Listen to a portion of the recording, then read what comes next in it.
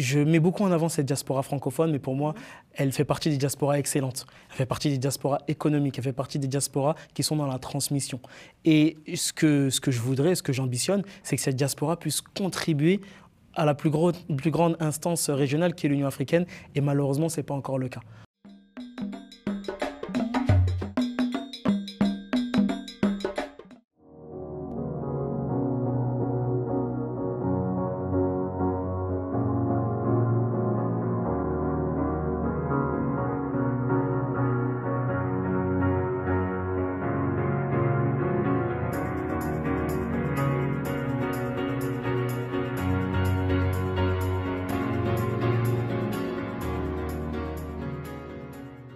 Bienvenue à tous. Qui sera le prochain envoyé spécial de la jeunesse auprès de la Commission de l'Union africaine?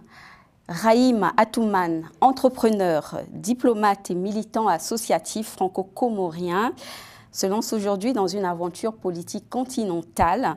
Il est candidat au poste d'envoyé spécial pour la jeunesse auprès de la Commission de l'Union africaine. Il incarne une jeunesse engagée, connectée et ambitieuse. Il veut porter la voix de millions de jeunes Africains de la diaspora, souvent écartés des grandes décisions. Quel est son parcours? Quelle vision porte-t-il pour cette fonction stratégique? Et comment entend-il rassembler les jeunesses africaines francophones autour d'un projet commun? Il est notre invité aujourd'hui. Mesdames, Messieurs, je suis Carmen Févillier, ravie de vous retrouver. Bonjour Rahim Atoumane. Bonjour Carmen. Ravi également de vous retrouver. Également. C'est une deuxième fois. Tout à fait. Sur 3 en Afrique et Global Africa Télé Sud. Et donc, encore une fois, bienvenue Rahim. Merci beaucoup. Et donc, vous êtes diplomate. Vous êtes l'actuel représentant résident de l'Agence africaine de coopération économique internationale, ACI, aux Comores. Tout à fait. Et donc, Rahim, vous vous présentez. Vous briguez un poste au sein de l'Union africaine. Tout à fait. Quel est ce poste? Il s'agit de l'envoyé spécial de la jeunesse de l'Union africaine. De la jeunesse de l'Union africaine. Auprès du président de l'Union africaine, donc nouvellement élu, Mahmoud Ali Youssouf. De Djibouti. De Djibouti, tout à fait. Et donc, il s'agit d'un poste de haut niveau. C'est un mandat de 2 ans, créé par la Commission de l'Union africaine pour représenter les intérêts des jeunes, les préoccupations, les aspirations des jeunes Africains dans le monde entier. Tout à fait. Continent et international. Le nouveau président de la Commission, vous l'avez dit, c'est M. Mahmoud Ali Youssouf, originaire de Djibouti. Et donc, le poste d'envoyé spécial pour la jeunesse auprès de la Commission n'est pas soumis à un processus électoral comme on peut le penser, parce que quand on dit élection, bon, c'est plutôt soumis à candidature. Initialement, c'était soumis à candidature. Voilà.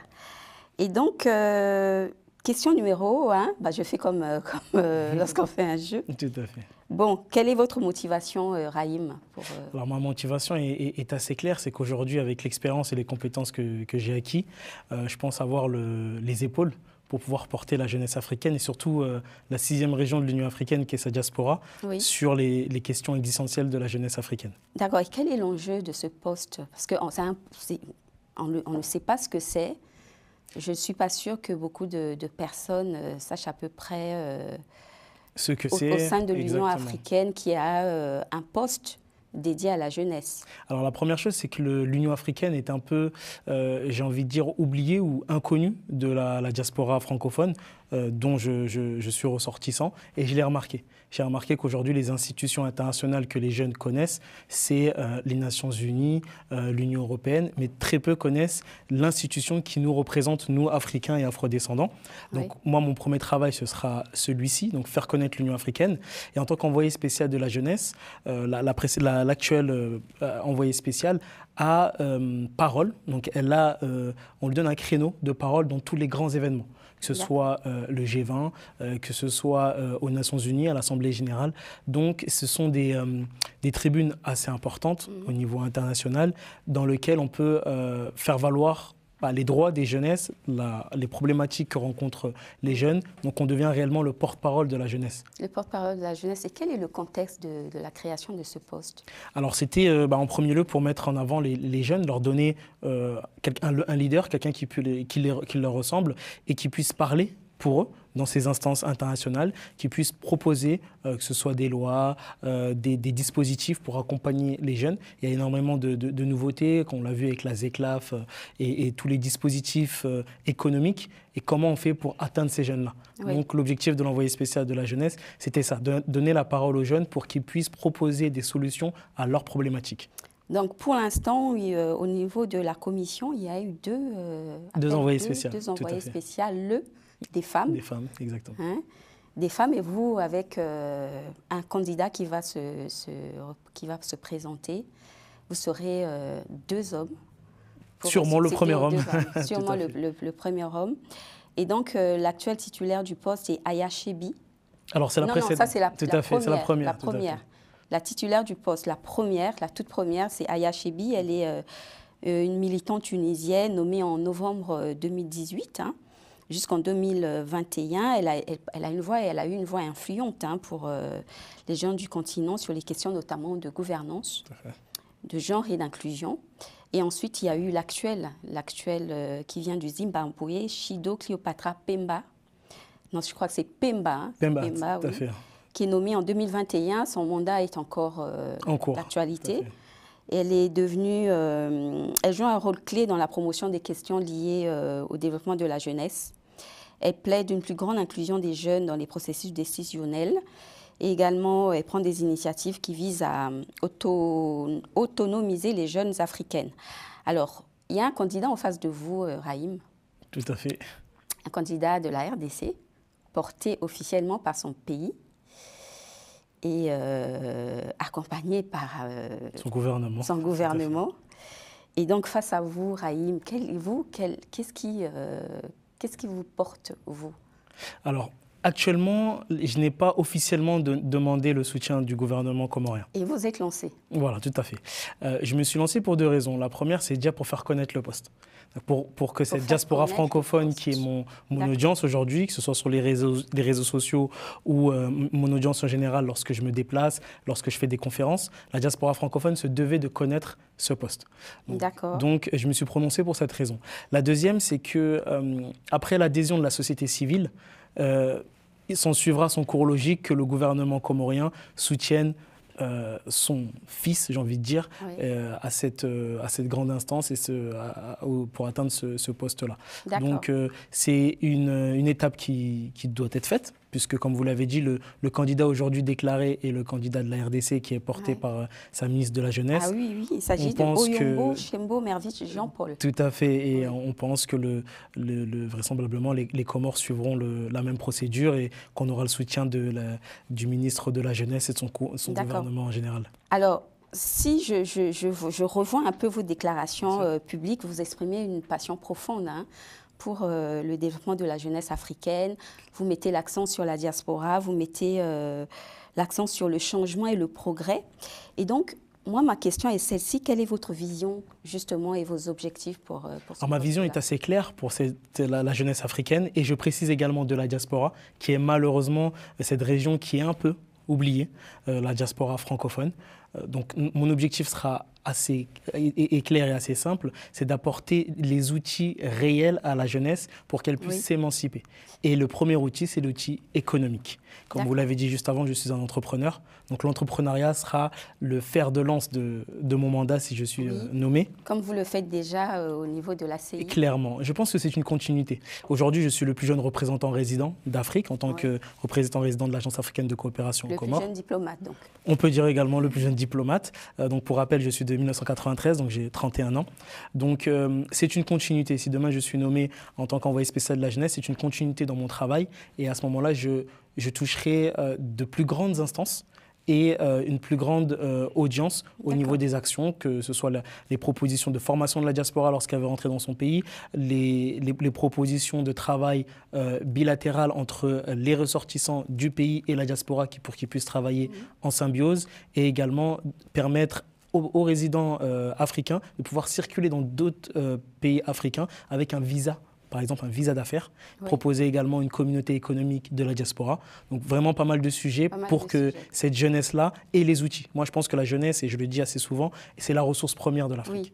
Alors, vous avez deux envoyés spéciaux Tout à fait. Avant vous, vous avez un candidat de taille à côté de vous. Et donc, qu'est-ce qui va rendre votre candidature unique? Alors, la première chose, c'est que je suis déjà en poste, je suis déjà un diplomate. Oui. Les précédentes sont devenues diplomates à travers ce poste-là. Donc, comme je le dis, c'est une continuité. L'aspect diplomatique, l'univers diplomatique est un univers que je connais, que je maîtrise et que j'exerce dans mon quotidien. La deuxième, c'est la jeunesse. Je la représente de par mon parcours, de par mon âge, mais de par également les propositions que je fais. Et également, c'est mon côté entrepreneurial. Je ne viens pas vendre, entre guillemets, du rêve, je viens proposer des choses concrètes. Je viens parler de transformation, je viens parler d'apport, je viens parler de finance, je viens parler économie. Je veux qu'on travaille, que la jeunesse fasse de l'argent, pour être assez vulgaire. Voilà vraiment mes ambitions et mes objectifs, et on peut le voir. C'est-à-dire que je parle de choses que j'ai faites. Je suis actuellement un entrepreneur et je suis actuellement un diplomate. Et je demande à devenir l'envoyé spécial de la jeunesse, donc le diplomate de la jeunesse, et de parler entrepreneuriat, ce que je fais actuellement. D'accord. Alors, vous avez une double culture, tout à fait, africaine et européenne, donc Comores et France. Est-ce que vous pensez que cela va apporter de la pertinence à votre candidature? Ça va apporter quelque chose d'assez spécial, j'ai envie de dire, puisqu'on rajoute quelque chose. On a ces deux cultures, donc française et comorienne, donc c'est toujours un plus. On aura une autre, comme je dis, une autre audience. Je mets beaucoup en avant cette diaspora francophone, mais pour moi, elle fait partie des diasporas excellentes. Elle fait partie des diasporas économiques, elle fait partie des diasporas qui sont dans la transmission. Et ce que je voudrais, ce que j'ambitionne, c'est que cette diaspora puisse contribuer à la plus grande instance régionale qui est l'Union africaine, et malheureusement, ce n'est pas encore le cas. On a fait un partenariat avec l'Union africaine il y a de cela 1 an, avec la direction des ressources humaines, un forum pour rappeler à la diaspora francophone qu'il y a une entité qui lui ressemble, dans lequel elle peut faire ses stages, dans lequel elle peut travailler, et malheureusement trop peu souvent. Je pense à un rendez-vous sur l'emploi Tout à fait. de l'Union africaine à Paris. Qu'on a accompagné avec l'organisateur du Business Africa, donc, qui est Régis Mutombo Katalii, qui a initié cela en partenariat avec la direction des ressources humaines de l'Union africaine. Donc ça a été un premier forum qui a permis de faire connaître l'Union africaine. Et dans cela, on a pu comprendre qu'est-ce que c'était, les participants. Donc c'est un premier pas. Mais ça montre également que la diaspora africaine de France a envie de savoir qu'est-ce qui se passe dans l'Union africaine. Donc mon objectif à moi, ce sera de le vulgariser et de rentrer dans l'endroit dans lequel j'ai ouvert la porte et de faire venir tous ces membres de la diaspora. Alors, cher Raïm, quand je vous dis parentocratie, vous répondez quoi? Méritocratie. Bon, expliquez-vous alors. Méritocratie, parce que dans les lignes, on pourrait penser que j'ai été coopté par mon père, le docteur Sonadia Touman. Je souligne que votre père, c'est un cardiologue connu, tout à fait. Non seulement, encore un nom politique percutant dans votre pays. Et donc, on pourrait penser que vous avez été positionné. On pourrait penser... donc, on pourrait vous choisir, vous. Tout à fait. C'est une pensée qui est un peu logique quand on peut voir au fil du temps ce qui s'est déjà passé. Heureusement ou malheureusement, pour moi, mon histoire n'est pas celle-là.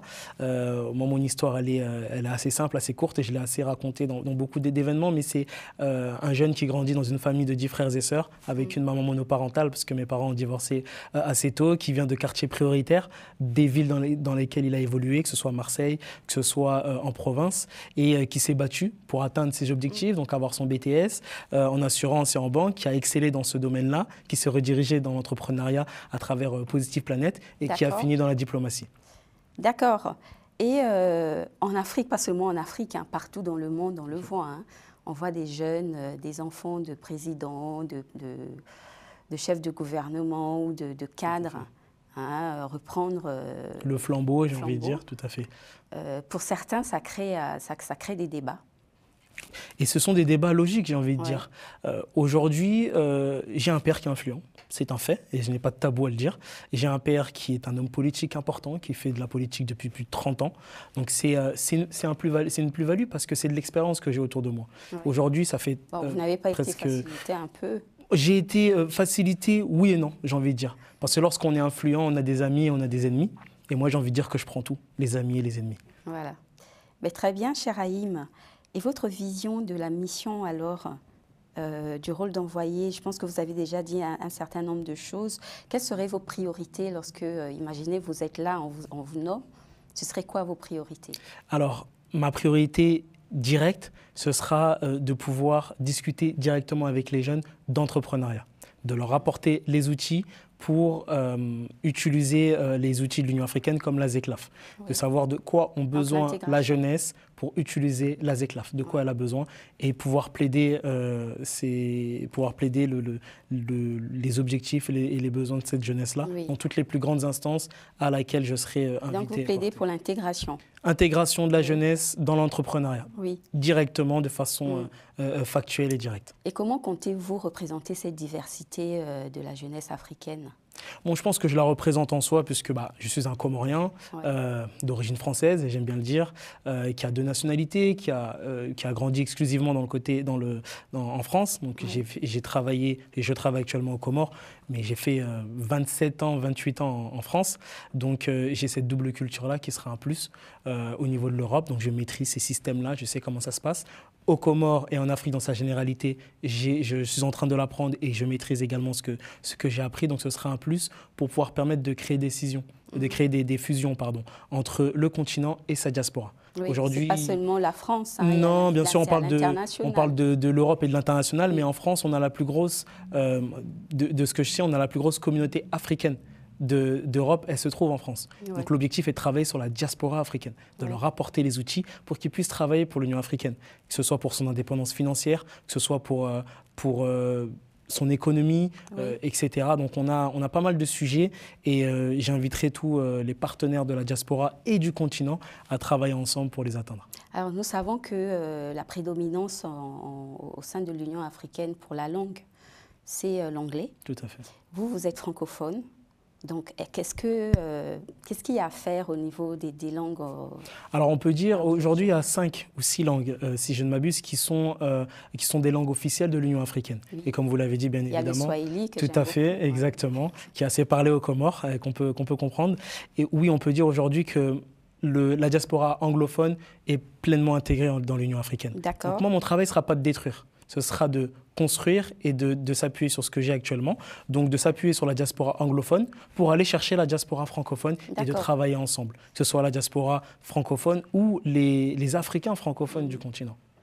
D'accord. Et comment pensez-vous renforcer la participation des jeunes femmes et des jeunes femmes, puisqu'on parle de jeunes... Tout à fait, des personnes vulnérables, voilà, au sein qui sont devenues une catégorie. Africaine. Toujours, moi je suis pour 3 étapes, c'est-à-dire... Dans la prise des décisions. Tout à fait, donc moi c'est rechercher la problématique, proposer les solutions et les appliquer. Voilà les 3 étapes que je mène, que ce soit en diplomatie ou dans l'entrepreneuriat. Voilà, ce sont des étapes assez concises, directes et qui ont un impact. Moi ce que je veux, je ne veux pas faire de grands projets, je veux faire des petits projets qui marchent. Parce que j'ai appris avec le temps que c'est avec les petites pierres qu'on commence, qu'on bâtit de grands empires. Les petites pierres font très mal. Hein. Elles peuvent faire très mal, mais je pense qu'on a aguerri. Je pense que j'ai acquis l'expérience nécessaire et j'ai les compétences nécessaires. Alors, en tant que jeune, vous rencontrez des défis. Clairement. Et comment comptez-vous... D'abord, vous les connaissez certainement, ces défis. Hein, et comment vous pouvez les... quel sera votre programme par rapport à ces défis-là? Alors, comme j'ai dit juste avant, c'est mettre la jeunesse en avant en parlant d'économie, en parlant d'entrepreneuriat. Aujourd'hui, on sait que le continent, dans très peu d'années, sera le plus grand continent avec la plus forte population jeune. Donc, leur objectif, c'est qu'est-ce qu'on va faire avec ces jeunes-là? Donc, c'est leur apporter des outils. Alors, le défi majeur, c'est quoi? C'est l'emploi? C'est l'entrepreneuriat, je dirais, créer du business. Créer du business? Si je devrais résumer le financement, créer du business. Au-delà du financement, c'est pouvoir s'autogérer. L'autodétermination, de créer son économie, de voir à travers toutes les problématiques. Quand on entend des jeunes aujourd'hui, ils se plaignent de tout, dont moi. Toute problématique est un business. Donc moi, c'est apporter le schéma nécessaire pour que ces problématiques deviennent du business et que ces jeunes Africains fassent de l'argent. C'est vraiment ça. D'accord. Est-ce que vous envisagez, parce qu'il nous reste à peine quelques minutes, vous envisagez des initiatives pour inciter les jeunes de la diaspora à rentrer Bien sûr, que ce soit les forums, que ce soit des programmes avec des entités comme Repat Africa avec lesquels on travaille. Oui, clairement. C'est vraiment apporter tous les outils pour que la diaspora puisse rentrer dans son territoire avec tous les outils. Avec tous les outils. Et aujourd'hui, quel message vous pouvez adresser à la jeunesse et à l'Union africaine? Alors, la jeunesse, je pense que j'ai délivré tous mes messages à l'Union africaine. Ce serait de prendre le dossier de l'envoyé spécial de la jeunesse et de le mettre sur la table et d'y travailler pour qu'on puisse avoir un nouvel envoyé spécial de la jeunesse, et en espérant que ce soit moi qui ai l'honneur de porter ce poste-là. Pourquoi vous et pas les autres? Comme je l'ai dit, l'expérience. Tout à fait, les Comores. Pourquoi les Comores? Parce qu'on a prouvé qu'on pouvait faire de grandes choses. Le président a été président de l'Union africaine pour la première fois de son histoire. Il serait temps que l'envoyé spécial de la jeunesse africaine soit un Comorien pour la première fois de son histoire et un Comorien issu de la diaspora. Merci beaucoup, Rahim Atoumane, diplomate et candidat au poste d'envoyé spécial pour la jeunesse auprès de l'Union africaine. Mesdames et messieurs, merci d'avoir suivi cette émission. Comme vous l'avez vu, vous avez entendu plutôt, il y a un poste au sein de l'Union africaine pour la jeunesse africaine. Et donc, nos encouragements à Rahim Atoumane et aux candidats de la RDC, que 2 candidats, si ça peut, cette émission peut servir de plateforme aussi pour lancer d'autres... Ils sont là bienvenus, voilà. Évidemment. Ils seront les bienvenus. Je travaille pour l'Union africaine. Mais merci beaucoup de votre fidélité, mesdames, messieurs. J'ai été très ravie d'être avec vous. C'était Carmen Févillier. À très bientôt. Au revoir.